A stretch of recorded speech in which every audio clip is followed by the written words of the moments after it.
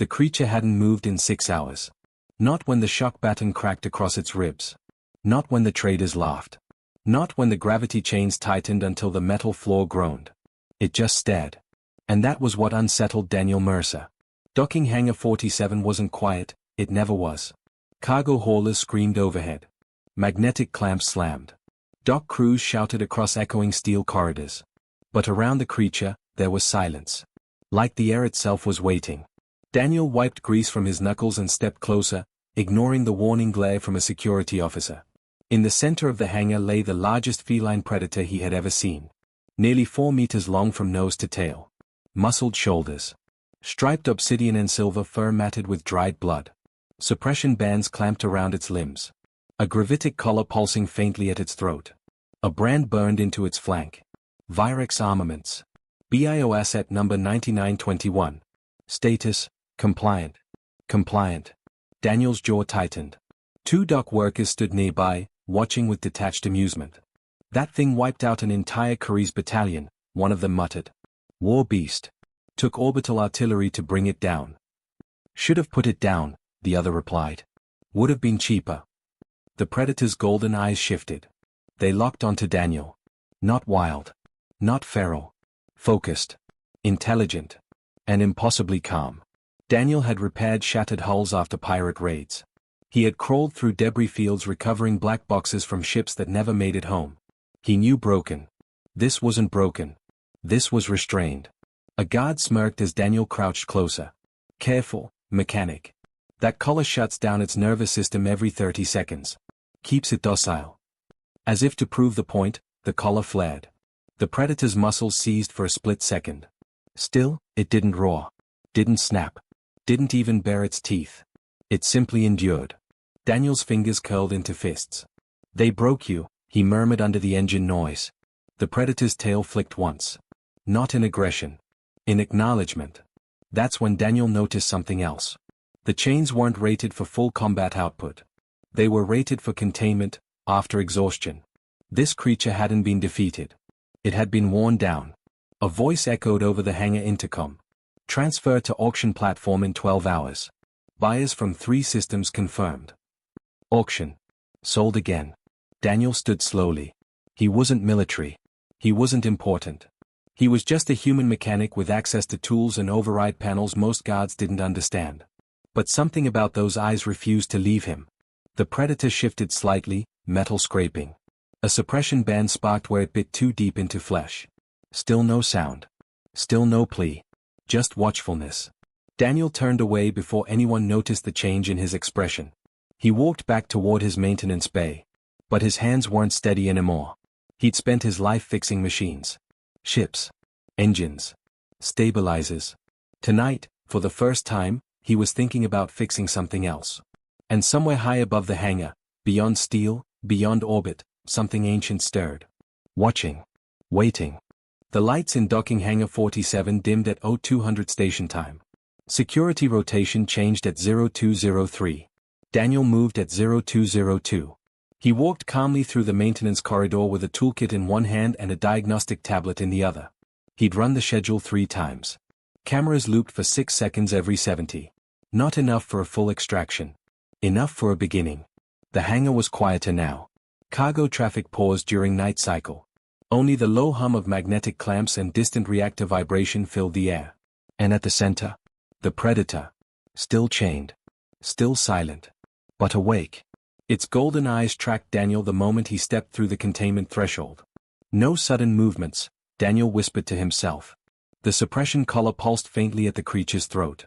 Every 30 seconds, a neural dampening wave rippled through its body. Daniel had studied the schematics. The collar didn't just restrict movement. It suppressed will. He crouched beside the primary control node embedded in the floor. Okay, he muttered, connecting his tablet. Let's see what you're really running. Encrypted. Military grade. Of course. Daniel exhaled slowly and bypassed the authorization tree using an engineering backdoor he wasn't technically supposed to know. Behind him, chains shifted. The predator had lifted its head. 4 meters of muscle and restrained violence watching a single human kneeling at its restraints. If you're going to eat me, Daniel said quietly, do it fast. No response. Just those eyes. The collar pulsed again. The predator's body locked for half a second. Daniel flinched. "Yeah," he whispered. "That's not happening again." He rerouted the collar's power feed through the hangar's auxiliary grid. Then he cut it. The hum died instantly. The air changed. The predator inhaled. Deep. Full. For the first time since Daniel had seen it. Its shoulders expanded. Muscles rolled beneath striped fur like restrained storms breaking free. Daniel's pulse thundered in his ears. The creature slowly stood. The grave chains groaned under shifting weight. Even weakened, it towered over him. This was the moment. Every story about Deathworld beasts. Every warning. Every rational thought screamed at him to step back. He didn't. Instead, he reached for the nearest grave shackle and manually disengaged the magnetic locks. One by one. Metal hit the floor with heavy clangs. No alarms. Yet. The final restraint disengaged. Silence. The predator was free. It stood fully upright now, head nearly brushing the overhead gantry. Daniel swallowed. Well, that's that. The creature turned toward him. Massive head lowering. Golden eyes inches from his face. He could see scars beneath the fur. Burn marks. Old wounds. Not the marks of a mindless beast. The marks of a warrior. Seconds stretched. The predator's breath washed warm across his cheek. Then. It stepped past him. Not attacking. Not fleeing. It walked toward the hangar viewport, where stars shimmered beyond the station's energy shield. It stopped there. And waited. Daniel frowned. For what? That's when the station lights flickered. Once. Twice. Every screen in the hangar glitched simultaneously. Daniel's tablet went dark. Then rebooted on its own. One word displayed across every monitor in bold, ancient script. Observed. A low vibration rolled through the hull, not mechanical. Not artificial. Something deeper. The predator's tail lifted slowly. Not in aggression. In recognition. And somewhere beyond orbit, beyond fleet lanes and trade routes. Space itself shifted. The alarms began to wail. The alarms didn't sound like normal station alarms. They weren't sharp. They weren't urgent. They were drowned. As if something heavier had pressed down over the entire structure. Docking Hangar 47 trembled. Not from impact. From presence. Security forces poured into the bay, armored troopers with pulse rifles raised, visors scanning, command chatter flooding the comnet. Contain the asset. Re-engage suppression. Fire if it moves. But none of them fired. Because the predator didn't move. It stood beside Daniel. Not crouched. Not defensive. Waiting. Above them, space warped.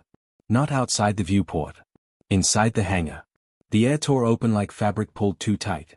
A vertical line of darkness split the air 15 meters above the deck. No explosion. No light show. Just absence. Then the line widened. Stars appeared inside it. Not projected. Real. An opening into something older than vacuum. Every weapon in the hangar powered down instantly. Rifles clicked uselessly. Exosuits lost charge. The entire station grid flickered and went silent. Only the rift remained. Daniel couldn't breathe. The predator stepped forward. Its brand, Virex armaments, began to glow. Then crack. Then burn away. Not cauterized. Erased. Replaced by luminous markings that traced across its fur in ancient patterns. Symbols Daniel had never seen, but somehow understood. Not ownership. Sovereignty. A voice rolled through the hangar. Not from speakers. Not from air. Through bone. Through thought. Through the marrow of every living being present. This one fought with honor. Security officers dropped to their knees instantly. Not ordered. Compelled. Across the sector, ships lost power. Fleet commanders froze as their screens filled with the same symbol burning now across the predator's body. The War Guardian had manifested. A myth. A deterrent legend spoken in council chambers to end arguments. It did not serve empires. It did not choose sides. It chose warriors. The predator bowed its head slightly toward the rift. Acknowledgement. Then the voice shifted. He was chained. The temperature in the hangar dropped. He was broken for profit. The rift pulsed. And yet he did not kneel. Daniel felt the weight of the presence turn. Focus. Targeting. Him. You. Every eye in the hangar snapped toward Daniel Mercer, grease-stained mechanic holding a diagnostic tablet that no longer functioned. His knees didn't bend. Not because he was brave. Because he couldn't move. The predator stepped back beside him. Not in front. Beside. Equal. The War Guardian's presence intensified. You broke chains not your own. Daniel's throat was dry. I fixed something that was wrong.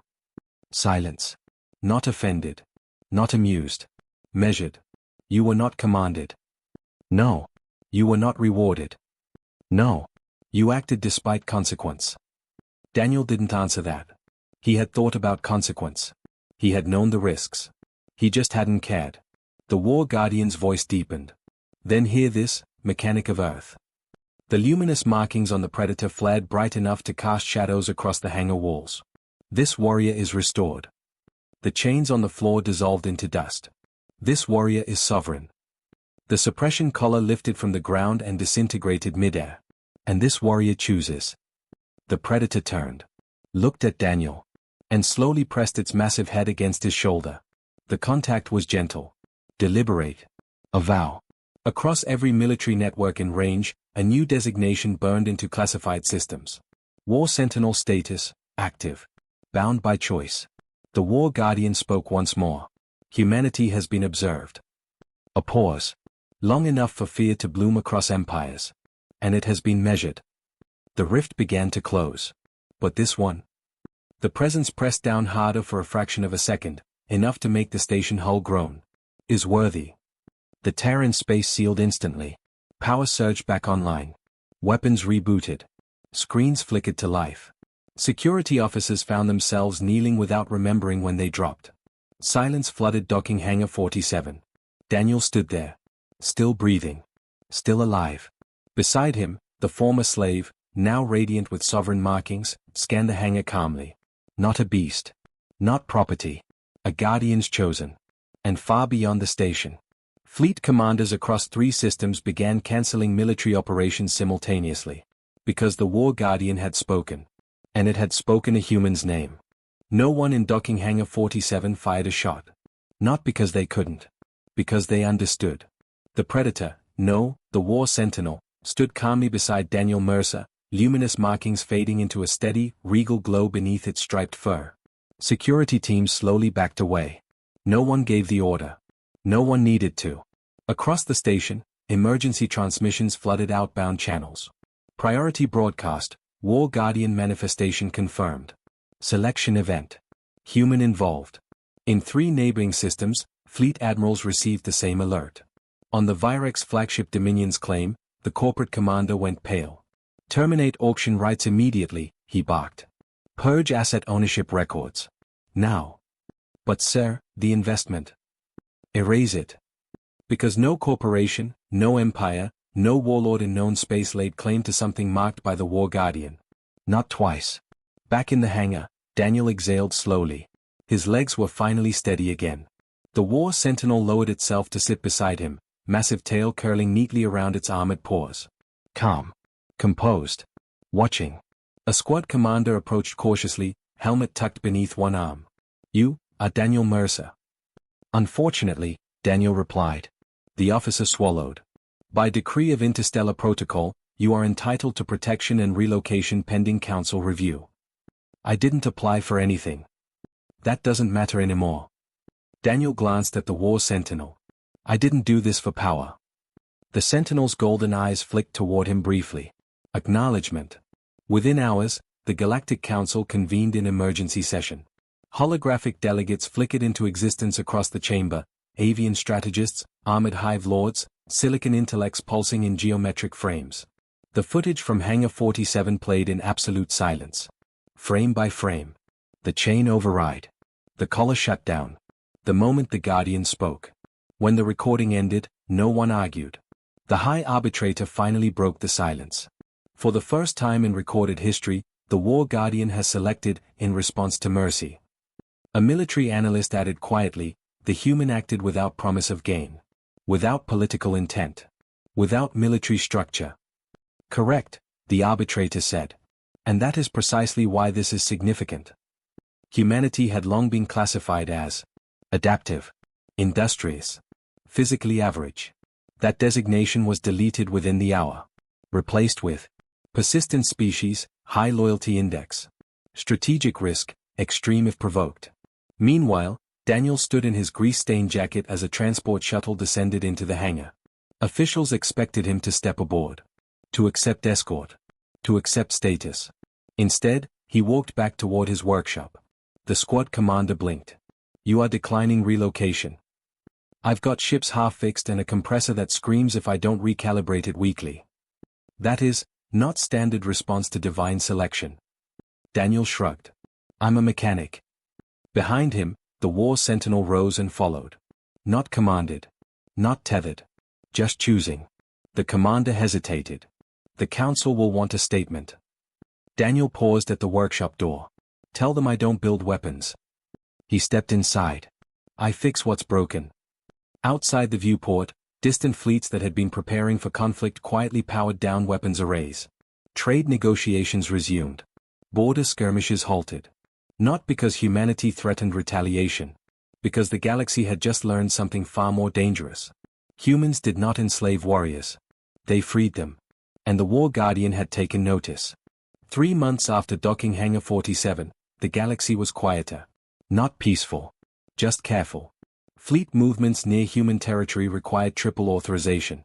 Corporate slave markets voluntarily dissolved bioasset programs. War doctrines were quietly amended. One new line appeared in multiple military databases. "Do not provoke persistent species." On Earth, none of that felt dramatic. The sky was blue. Traffic was terrible. And Daniel Mercer was elbow-deep inside a broken fusion shuttle in Bay 12. "Hold the coupler steady," he muttered to his apprentice. The apprentice nodded nervously. Because behind them, lying across half the hangar floor, was 4 meters of sovereign, striped muscle. The War Sentinel. Children had tried to nickname it. Media outlets had tried to brand it. Military officials had tried to classify it. But none of those names stuck. Because it answered only to one voice.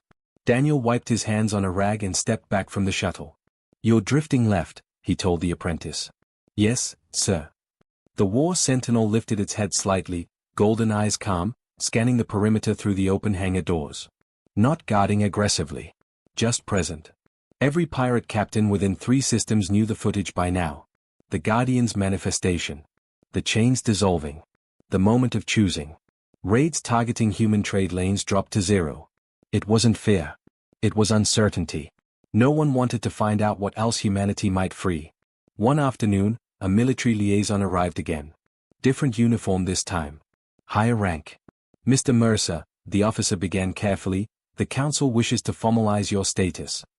"I have a status," Daniel replied without looking up. "Self-employed." The officer hesitated. "You were offered advisory command. Strategic consultant. Even diplomatic escort." Daniel tightened a bolt and stood. "I didn't free him to start a career." The officer glanced at the Sentinel. "Does it intend to remain here permanently?" As if understanding, the Sentinel rose and padded forward silently. It stopped beside Daniel. Not looming. Not intimidating. Simply there. Daniel rested a hand against its shoulder. That's his choice. The Sentinel's tail flicked once. Decision made. The officer cleared his throat. The War Guardian has not manifested since. Daniel looked up at the sky beyond the hangar. Doesn't need to. That night, as the city lights dimmed and the workshop finally went quiet, Daniel sat on the edge of the landing platform. The Sentinel lay beside him, watching the stars. "Why me?" Daniel asked quietly. The Sentinel didn't answer in words. It didn't need to. Because far above Earth's atmosphere, space shimmered faintly for just a fraction of a second. Not a rift. Not an arrival. Just acknowledgement. The War Guardian was still watching. Not to command. Not to control. But to observe. Because something had changed. For the first time in its ancient existence, the Guardian had not chosen the strongest. It had chosen the one who broke chains without being asked. Weeks later, in a remote sector, a Slava fleet attempted to seize a frontier colony. Before the first boarding craft could breach atmosphere, space distorted briefly. The fleet's navigation system scrambled. Their weapons failed. And a single image burned across every command screen. A human mechanic kneeling beside a chained warrior. No voice followed. None was needed. The fleet retreated immediately. Back on Earth, Daniel closed the workshop doors for the night. The apprentice lingered. "Sir, if the War Guardian came back right now, what would you say?" Daniel thought for a moment. Then shrugged. "I'd tell it there's still a lot of broken things out there." The sentinel rumbled softly, not a growl. Approval.